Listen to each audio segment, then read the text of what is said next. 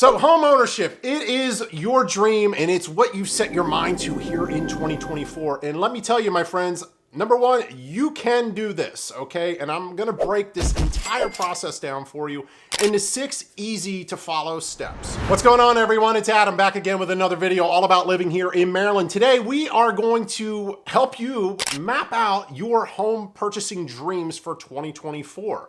And quite honestly, I've put this plan together. I've been doing this now 23, 24 years, and I'm gonna break it down into 6 easy steps for you here today. And the first step is a mindset thing. It's not even anything that you have to physically go out and do other than shift your mind and commit to this process. You have to have a commitment that come hell or high water, you are gonna purchase a home in 2024. Nothing is going to stop you. So that might mean a few things. Number one, it might mean working extra hours to save up money to put away. It might be selling a few things that you have laying around your place, put some cash in the bank for yourself. It might be cleaning up your credit, getting rid of debt that you may not need. But you have to make a commitment that this is what you are going to do if you really want it to happen. And especially if it might be a stretch for you, you have to have a plan to make this happen here each and every day. So that, my friends, committing is step number 1 in this process. Now that nicely leads me into step number 2. And unless you got a bank full of money that you are going to tap into and just write a check on out, you're gonna need financing.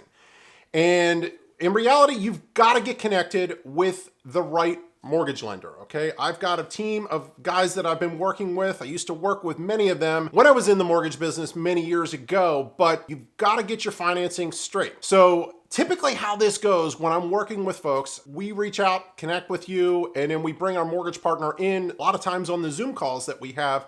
But you're gonna wanna have a conversation. And you're not just gonna wanna get pre-qualified, which is somebody pulling your credit, running your debt to income ratio, and telling you an idea of what you could afford. No.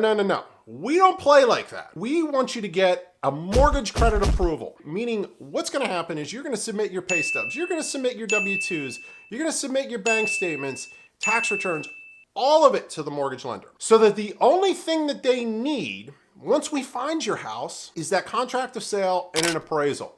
By doing this, you are getting the heavy lifting, the hard work out of the way. Now let's talk about that mortgage process and what it might look like, because here's the reality. You may have had credit issues in the past. Maybe you had a bankruptcy, something bad happened, a car repossession, whatever it might be. And yes, my friends, time does have to pass and you have to reestablish yourself, if those events did occur. Now, if there are extenuating circumstances, there are certain ways that we can navigate things to get you approved, but in reality, you're gonna have to make sure that those issues are rectified. You're also gonna have to pay down any debts. Maybe you have student loans that are crushing you right now. However, if you talk to one of my lending partners, there are certain programs out there that may help with getting rid of some of that student loan debt. So again, this is why it's key to work with somebody local in the marketplace you are looking to purchase a home in, because there could be certain programs that you could take advantage of to get not only your, say, student loans in this instance squared away, but your dream of home ownership squared away and pretty much kill 2 birds with 1 stone. That's another thing. You may be short on funds to close. You may need additional cash. So that might mean picking up a part-time job, doing Uber, whatever it might be. Maybe you started a business less than 2 years ago and you're looking for a way to try and purchase a home. It's gonna be a difficult path. I hate to break it to you. Typically, what a mortgage lender is looking for is 2-year employment history in the same line of work. Now, you college grads out there, here's the good deal. All we need from you, you've got to graduate college, get your job, get an offer letter, and actually start your job. That's key in this, okay? Lenders want to make sure you're actually getting the money your employer said you were going to. But for those of you that are business owners, you've got to directly work with these mortgage lenders to make sure and find out that your financing can go through. So the financing piece, my friends, besides committing, in reality, this is the biggest step that you could take, is making sure that financing is dialed in, because you want to know your payments, you want to know an interest rate range, and you want to have comfort knowing that when we go out and start looking at homes, that yes, I can purchase this home, rather than disappointment, meaning that you can't purchase the home and get the home that you ultimately want. Before we jump into step number 3 here, if this is your first time to our channel, number one, I want to welcome you. My name is Adam Taylor. I run the Living in Baltimore, Maryland channel. And on this channel, we talk about all things Maryland. We talk about living here, working here, chilling here, and most importantly, getting out and having some fun in the great state of Maryland. So if you're interested in learning more, please consider hitting that subscribe button down below. So one looks like one right over my shoulder here. Don't forget to give the little bell a click. That way you're alerted every time we put out another video just like this one. Now, as I say all the time, my team and I are receiving phone calls, text messages, and emails from folks all over the world looking to make a move right here to Maryland, and we absolutely love it. But more importantly, we would love to help you out with your move, but we just need one thing from you, and that's for you to reach out and connect with us. So please, give us a call, shoot us a text message, send us an email, or better yet, schedule your one-on-one Zoom appointment using the link down in the description below. That way you and I can hop on, meet each other, find out what your goals are, and make homeownership for you a reality in 2024. So let's jump back in and knock out these remaining steps for you to purchase a home in 2024. All right, step number 3. This is where the fun begins, my friends, and your hard work is going to come to fruition because you're going to start taking action and getting out there and looking at homes. Now, before we do that, we got to do a little prep for us to make sure we're looking at homes that are going to fit your needs and your purchase price, all of that. So first thing we need to look at is we need to determine a range of what you're looking to purchase, meaning that you've gone to the mortgage lender, gotten your approval, you know what your payment's going to be. Median sales price in the Baltimore metro area is roughly about $360, $370. So let's just say, hey, maybe we'll purchase a home for $375 to make numbers easy. And when I go in and set up your search, by the way, we build this for you so that, during your home search, we're only going to send you homes that actually meet your needs and filter out all the rest of the nonsense and only deliver to you homes in the area that you want, in the sales price, number of bedrooms, baths, features, in the right school districts, all of that. We do that for you, my friends. So where I'm going with this is we got to determine that price range. Say it is $375. Well, here's the other thing that I do. I don't just look at homes at $375,000. I'm going to push the upper limit, say to $400,000. And then I'm also going to try and bring in some homes in that $350 range. So I would set your limits if your price range was $375 to $350 to $400. That way we have other homes that we could pull in here, looking at a home on the high side. Say we find something at $385. Well, with negotiating, we can get that sales price down to that $375 target purchase price that you are looking for. The next thing is we have to determine an area as to where you want to live. Are you moving here for work and want to be close to work? Are you moving here for schools or healthcare and you need to be close to a school or a hospital? Well, we would want to determine that and find a great area for you to move into. This is where working with somebody locally who has local market knowledge is going to help you. They've been on the streets, they've been in these homes, they can tell you the good and the bad that you need to hear before purchasing something. Let's face it, I've been doing this now for many years, and quite frankly, a lot of the things online appear glamorous and they look great. But what they don't tell you is what's going on outside of the home. What happened on the street or where that neighborhood is going, whether positive or negative. These are the things that you need to know. I mean, there could be a highway or a railroad going in your backyard and you have no clue about it when looking at something online. So again, work with a local professional when starting your home search. The next thing, once we have all of that done, it's time to preview these homes. Now, ideally, you want to look at more than one home. Naturally, if we find a home run for you right out of the gate in the perfect home for you, then we're going to go all in on that home. But you just want to make sure you're not settling and you can see what else is out there before committing and really going all in to purchase one specific home. So see multiple homes. That is step number 3, my friends, is to begin your home search. And let's find you the perfect home that you're going to be able to call home here in just a few short weeks. All right, step number 4 is to write your winning offer. And what I do here in this particular step is you say, hey, you know what? That's the house we want. Adam, go get it for us. Well, this is where I love to work in the real estate business. Negotiating and writing contracts, it's my bread and butter, and again, what I absolutely love. So when we're looking to prepare your winning offer, Here's what we're going to do. Number one, I'm going to pick up the phone, ring, ring, and talk to the other agent on the other line and say, hey, Mr. and Mrs. Agent, it's Adam over here at the Relentless Home Group. My client is interested in purchasing your home. Please tell me what your seller is looking for so that I can prepare the best offer to make this a great deal for all parties involved. The key, my friends, is we have to find out what the sticking points are for the person selling the home that you want to purchase. Maybe they have to move right away and they need a quick and fast settlement. Oh, by the way, if you have that mortgage approval completed already, you're going to be able to do this. If you don't, your process is going to drag out and you're not going to be able to act quickly. So again, this is why we do these things sequentially so that you can proceed right away and get that house that you want. Maybe they don't want to mess with any repairs and you're handy and you need to come in with an as-is offer and know that right away. It could be a variety of other reasons. Maybe they need to stay in the house for a few months while their kids finish the school year and you're able to give them a rent back. So finding out the seller's needs is really the first step in preparing that winning offer.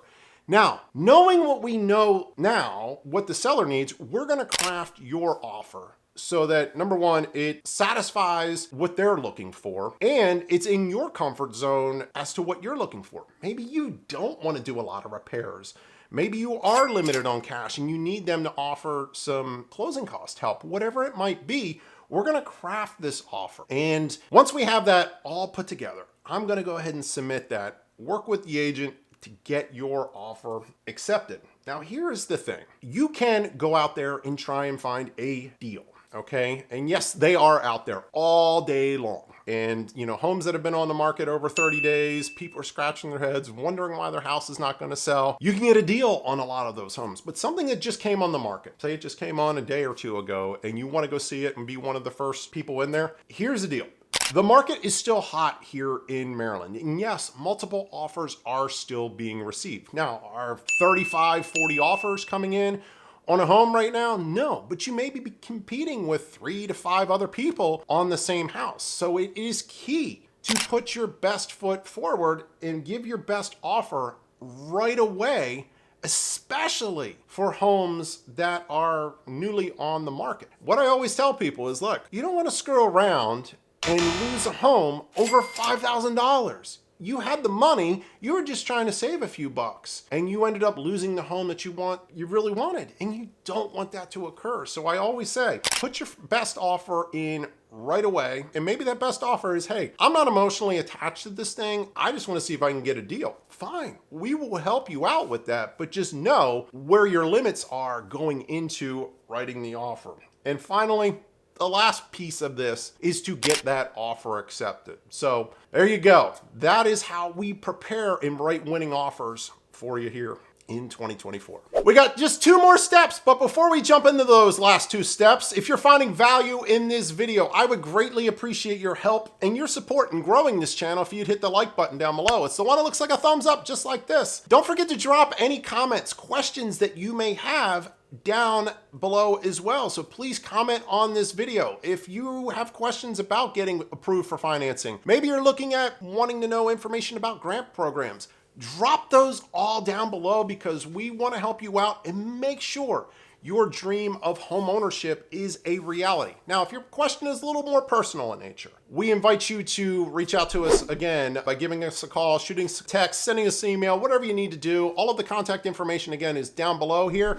Please reach out to us. We want to help you out and make 2024 the year that you purchase a home here. Now, step 5, this is where it's really starting to become a reality that you're going to be purchasing a home because your contract has been accepted. But there are some steps that you need to take right here to make sure that that does become a reality. And number 1 is you have to submit your deposit money. When we write your contract up, your winning offer, in there, we're going to say that you're going to put down a deposit. And yes, a monetary deposit is required. And typically you would send these funds in electronically via wire to the title company. We give you all of this and show you the process step by step. So a 1% deposit on that $375,000 house, you're looking at $3,750.